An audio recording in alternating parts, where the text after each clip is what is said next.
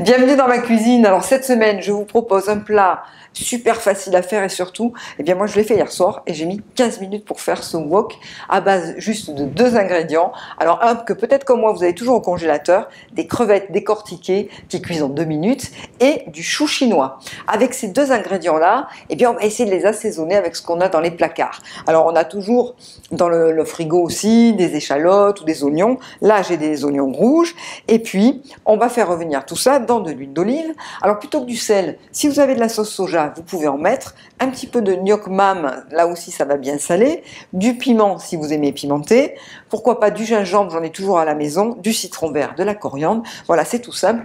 Et puis à côté, l'idéal ça serait de faire un riz vapeur, riz thaï ou riz basmati. Mais si vous n'avez pas de cuiseur vapeur, eh bien j'ai une petite astuce pour obtenir un riz qui a la même texture. Vous voyez là c'est ce que je viens de faire, je viens de faire cuire mon riz.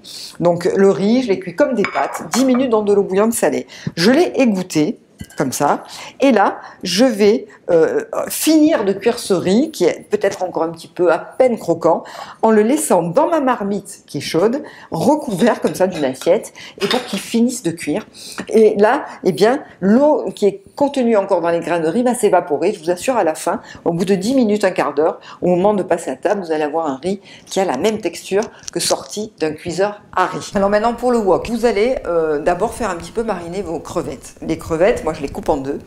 Et donc vous les avez bien décongelées, rincées et bien égouttées.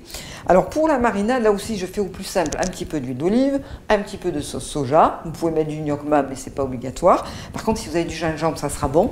Du bon gingembre râpé. Et voilà, on mélange et on réserve. Ensuite on va prendre notre wok et on va commencer par faire cuire un petit peu les oignons ou les échalotes, ce que vous avez. Donc moi j'en mets pas mal quand même, j'ai mis 2 oignons rouges. Et là il n'est pas question de les colorer, c'est juste pour qu'ils deviennent un petit peu translucides, le temps d'émincer le chou chinois.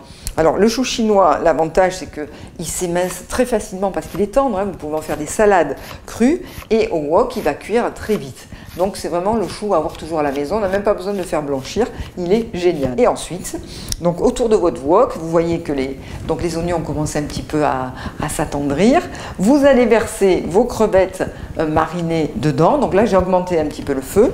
Vous mélangez, mais c'est une question de 1 minute. Les crevettes ne doivent pas cuire trop vite, et parce que ça serait dommage, elles vont sécher. Il faut juste qu'elles cuisent avec la chaleur du wok. Vous mélangez, ensuite vous versez le chou chinois.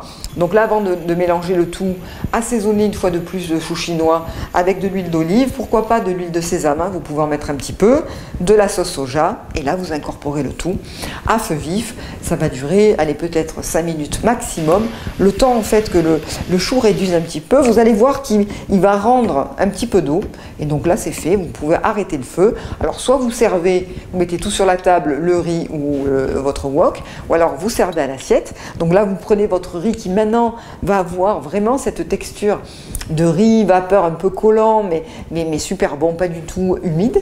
Et puis sur le riz vous déposez votre wok de crevettes chou chinois et puis chacun va mettre sa petite touche finale. Alors soit vous mettez par exemple du gomasio avec de l'huile de sésame grillée par exemple, ou alors comme on le fait nous à la maison, du citron vert, un jus de citron vert et de la coriandre fraîche, un peu encore du poivre ou du piment, qu'importe, et là on se régale. Alors bon appétit!